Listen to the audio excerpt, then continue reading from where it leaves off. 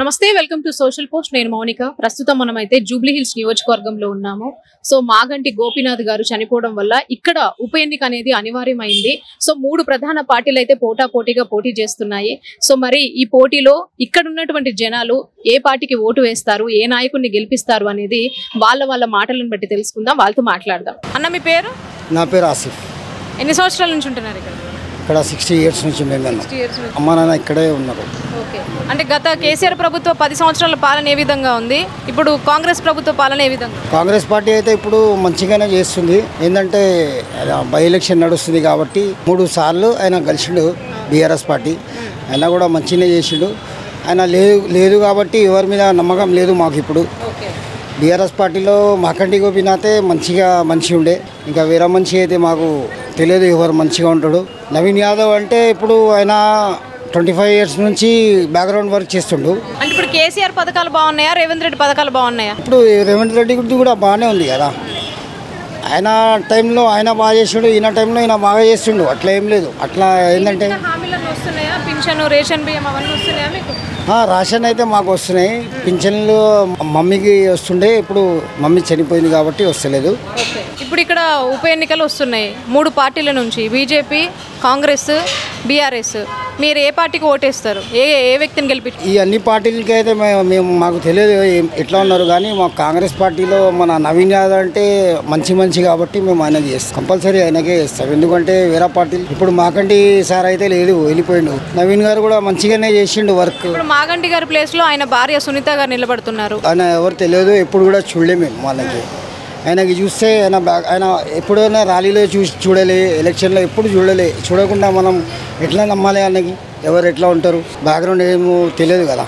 అందుకే మేము నవీనే అని కోరుకుంటున్నాం. ఏ పార్టీకి అయితే లేను, నేను కామన్ మ్యానే. అట్లా మాకు పార్టీలు అంటే మాకు వర్క్ మీద చాలా అది ఉంటుంది, టైం దొరకదు. మేము పార్టీలో అది మేము తిరగము. ఏంటంటే నవీన్ అన్నకి చూసినాము, నవీన్ అన్న మంచి ఆయన మీద మాకు నమ్మకం ఉంది. ఆయన అందరికీ మంచిగా చూస్తాడు. గరీబ్ వాళ్ళకి ఆయన దగ్గర ఏం ఫీలింగ్స్ కూడా లేదు. హిందూ, ముస్లిం, క్రిస్టియన్ ఏం ఫీలింగ్స్ లేదు. మంచి మేము చిన్నప్పటి నుంచి చూసినాము. ఆయన మంచి మనిషి. ఆయన ఇక్కడ అభివృద్ధి పనులు అన్నీ జరుగుతున్నాయా? పాత కార్పొరేటర్ అదే బీఆర్ఎస్ పార్టీ కార్పొరేటర్ ఉన్నాడు, ఆయన వర్కింగ్ అట్లా లేదు. అది సార్ ఉంటే అది వేరే మాట అది ఉంటుంది. ఇప్పుడు ఆయన లేదు కాబట్టి మొత్తం అట్లనే ఇక్కడ మొత్తం వాటర్ పోతుంది, మొత్తం ఖరాబ్ అయిపోయింది మొత్తం గల్లీ. ఇప్పుడు ఇంత చిన్న వర్షం పడితే కూడా మొత్తం గల్లీ ఖరాబ్ ఉంటుంది, నీళ్ళు పోతూనే ఉంటుంది. చిన్న పిల్లలు ఉంటారు, 1 సంవత్సరం పిల్లోడు ఉన్నాడు ఉంటారు కదా. మొత్తం గలీజ్ నీళ్ళు వెళ్తే ఎట్లా మన పిల్లలకి చాలా మెడికల్ ఇష్యూ అయిపోతుంది కదా. అందుకని చెప్పినాం ఆల్రెడీ, ఎంతమందికి చెప్పి. ఇప్పుడు కార్పొరేటర్ గా మీ కాంగ్రెస్ ఆయన ఉన్నాడు కదా, సిఎన్ రెడ్డి అని. సిఎన్ రెడ్డి గారు ఆయన ఎక్కడ ఉంటారు కదా, ఇక్కడ కాదు. సిఎన్ రెడ్డి అయితే ఎవరికి తెలియదు ఇక్కడ ఏరియాలో. నవీన్ యాదవ్ అంటే మొత్తం హైదరాబాద్కి తెలుసు. ఆయన మంచి కాబట్టి తెలుసు.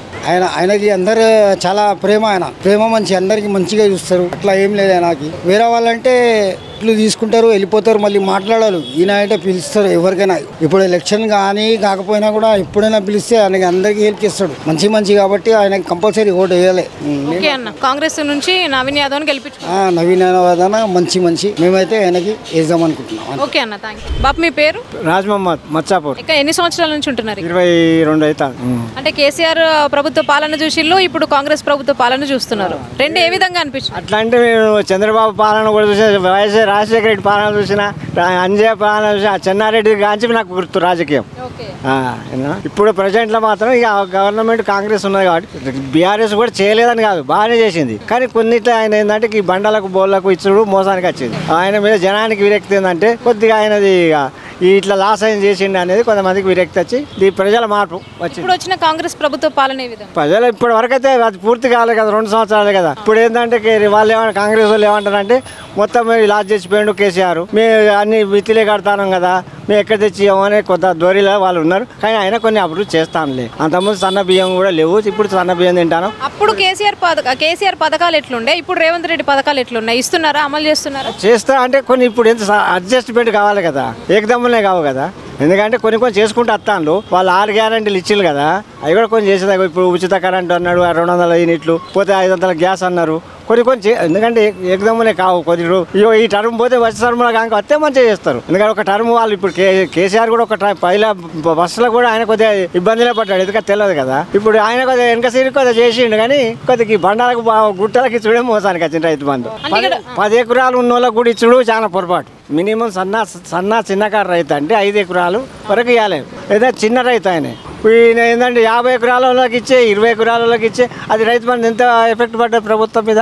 అది దానివల్ల కేసీఆర్ కొద్దిగా విరక్తి తెచ్చడానికి. అంతేగాని ఇప్పుడు కాంగ్రెస్ చెప్తున్నటువంటి హామీలు నెరవేరుతున్నాయా? నెరవేరుతాయి, ఎందుకంటే ఏరుతాయంటే చేస్తాను, కానీ కొన్ని అడ్జస్ట్మెంట్ చేసుకుంటూ వస్తారు. ఎట్లా ఒక్కసారి అన్ని అయితే మన ఇంట్లోనే మనం ఒక్కసారి చేయలేము ఏది కానీ అభివృద్ధి. ఇక్కడ జూబ్లీ హిల్స్ లో ఉప ఎన్నికలు వస్తున్నాయి, ఏ పార్టీని గెలిపించుకుంటారు? అంటే 3 ప్రధాన పార్టీలు అయితే ఇక్కడ పోటీ చేస్తారు. ప్రజెంట్లో కాంగ్రెస్ ఉన్నది కాబట్టి కాంగ్రెస్కి ఇస్తేనే కొద్దిగా ఎందుకు పనులు అవుతాయి. మనకు పనులు ఇప్పుడు రేపు ఏదైనా మున్సిపాలిటీలు బలిజ ఏదో పని ఉన్నాయనుకో, మరి అధికారం లేని పార్టీకి ఇస్తే మరి వాళ్ళు చేయలేరు కదా. వాళ్ళు అడుగుతారు కానీ పనులు కావాలంటే మళ్ళీ అధికార పార్టీతో కావాలి అట్లా. సో ఇక్కడనైతే కాంగ్రెస్ పార్టీకి ఓటు వేస్తారు.